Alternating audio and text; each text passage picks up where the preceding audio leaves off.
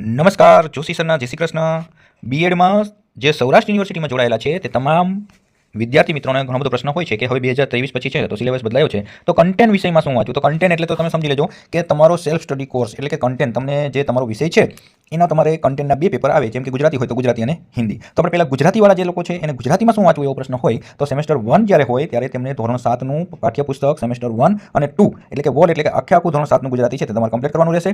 Semester 2માં આવશો ત્યારે તમારે ધોરણ 8નું છે તે તમારે ગુજરાતી સેમ 1 અને 2 કમ્પ્લીટ કરવાનું રહેશે. હવે તમે જ્યારે સેમ 3માં આવો છો ગુજરાતીવાળા ત્યારે તમારે શું કરવાનું છે તો કે ધોરણ 9નું આખું પુસ્તક વાંચવાનું નથી, પરંતુ એના અંતર્ગત યુનિટ 1 થી 12 છે તે જ તમારા સિલેબસમાં રહેશે. ત્યાર પછી વાત કરીએ તો હિન્દીવાળાને હિન્દી જે ગુજરાતી છે તેનો બીજો વિષય ગૌણ હશે હિન્દી. તો હિન્દીમાં ધોરણ 7નું તમારે આખું પાઠ્યપુસ્તક એટલે કે તમારે સેમ 1 અને સેમ 2 બંને, ધોરણ 8માં પણ એ જ રીતે તમારે સેમ 1 અને સેમ 2 જે જીસીઆરટી એટલે કે ગુજરાત રાજ્ય પાઠ્યપુસ્તક મંડળ અંતર્ગત જે લાગુ પડતું હોય છે એ તમારે સિલેબસ પૂરો કરવાનો હોય છે.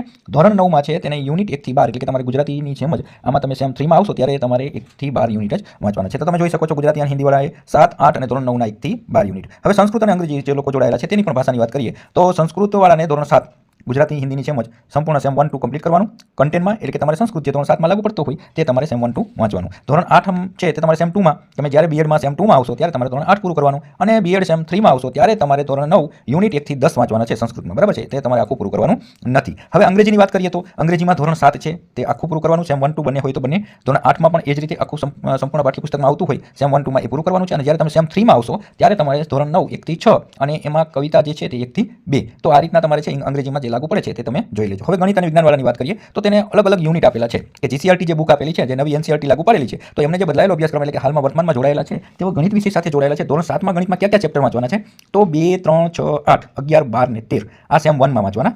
હવે સેમ 2માં ક્યાં આવશે તો કે 2 3 5 7 8 9 11 અને 14 પણ ધોરણ 8ના. હવે સેમ 3માં આવશો ત્યારે ધોરણ 9 આવશે, પણ એમાં બધું નથી, એમાં તમારે 2 4 6 7 10 13 અને 14. આવી રીતે વિજ્ઞાનમાં પણ જ્યારે એનસીઆરટીની બુક લાગુ પડી હોય અને વિજ્ઞાનમાં જે ચાલતું પાઠ્યપુસ્તક હોય તેમાંથી તમારે ધોરણ 7 સેમ 1માં, ધોરણ 8 સેમ 2માં અને ધોરણ 9 સેમ 3માં. તો એમાં યુનિટની વાત કરીએ વિજ્ઞાનમાં તો 1 3 4 5 6 8 12 14 16 એટલે કે તમારે 1 3 4 5 6 8 12 14 અને 16.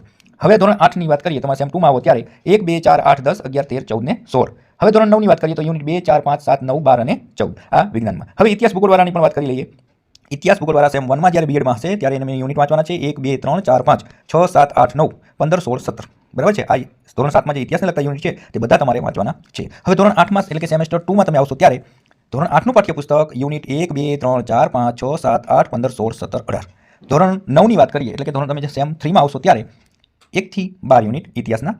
હવે ભૂગોળની વાત કરીએ તો સામાજિક વિજ્ઞાન આપણે લાગુ પડે છે, એમાં ધોરણ 7માં તમારી યુનિટ ભૂગોળને લગતા યુનિટ હશે એટલે કે 10 11 12 13 14 ને 18 ધોરણ 7ના જે ભૂગોળને લગતા હશે એ તમારે વાંચવાના રહેશે. હવે ધોરણ 8માં પણ આ રીતે છે 9 10 11 12 13 14 ને 19. આ પણ સામાજિક વિજ્ઞાનમાં તમારે જે ભૂગોળને લગતા ધોરણ 8ના છે એ સેમ 2માં વાંચવાના. હવે સેમ 3માં ક્યાં છે તો કે 13 થી 20 યુનિટ છે ધોરણ 9ના, એ તમારે સેમ 3માં વાંચવાના. હવે બીએડમાં જે નામો અને અર્થશાસ્ત્ર વિષય ધરાવે છે તેમના માટે ધોરણ 11 વિભાગ 1 વાંચવાનો. યાદ રાખજો, નામાવાળા ઘણા બધા મને પૂછતા હોય છે સર શું વાંચવાનું, તો બીએડ સેમ 1માં હોય ત્યારે ધોરણ 11નો પહેલો ભાગ, બીએડ સેમ 2માં હોય ત્યારે ધોરણ 11નો બીજો ભાગ, બીએડ સેમ 3માં હોય ત્યારે ધોરણ 12નો વિભાગ 1, માત્ર ભાગ 1 જ તમારે વાંચવાનો છે. ઘણા બધા પ્રશ્નો હોય કે અમારે બંને વાંચવાના કીધા છે કોલેજમાંથી, તો અત્યારે તમે જોઈ શકો છો આ યુનિવર્સિટીએ બહાર પાડેલું છે તેનામાંથી હું તમને આધાર સાથે કહું છું કે તમારે ભાગ 1 જ વાંચવાનો છે ધોરણ 12નો.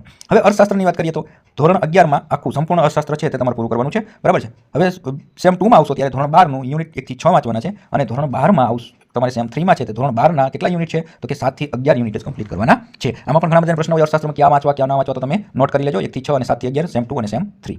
હવે વાણિજ્ય વ્યવસ્થા અને સંચાલન બહુ ઓછાને હોય છે, તેમ છતાં આપણે ચર્ચા કરી લઈ કે ધોરણ 11 આખું વાંચવાનું, ધોરણ 12 1 થી 6 અને ધોરણ 12માં 7 થી 11, બરાબર છે. તો સેમ 1માં 11, સેમ 2માં 12માં 1 થી 6, સેમ 3માં ધોરણ 12માં યુનિટ 7 થી 11. હવે કમ્પ્યુટરની વાત કરીએ. કમ્પ્યુટર વિષય નવો આપણે ખબર છે કે બીસીએ વાળા છે, બીસીએ બીએડ કરતા હોય એમને કમ્પ્યુટર આપે છે, અને ગૌણ વિષય કોઈ પણ ગણિત હોય કોઈ પણ રાખી શકે છે, મોસ્ટ ઓફ બધા ગણિત રાખતા હોય છે. તો આગળના એ યુનિટ તમારે ગણિતમાં આવશે, અને કમ્પ્યુટરમાં ધોરણ 9 વાંચવાનું, પણ કયા યુનિટ છે યુનિટ 1 2 5 6 9 11 13 ને 14. હવે બીએડ સેમ 2માં આવશો ત્યારે 1 2 5 7 9 10 13 અને 15, અને બીએડ સેમ 3માં આવશો ત્યારે યુનિટ 1 2 6 7 9 10 અને 13. તો આ રીતે યુનિવર્સિટીએ બહાર પાડેલો નવો સિલેબસ 2023 પ્રમાણે જે આ છે તે તમે જોઈ શકો છો. સેમેસ્ટર વાઇઝ બીએડમાં તમારે કયા વિષયમાં કેટલું વાંચવાનું, કયા યુનિટ તમારે સમાવેશ છે, તે તમામ જે તમે પ્રશ્ન કરતા હતા તેનું સોલ્યુશન તમારી સામે છે. વિડીયો ગમે તો તમારા મિત્રોને શેર કરી દેજો, સબસ્ક્રાઇબ કરજો. જોશી સરના જય શ્રી કૃષ્ણ. ફરી મળીશું.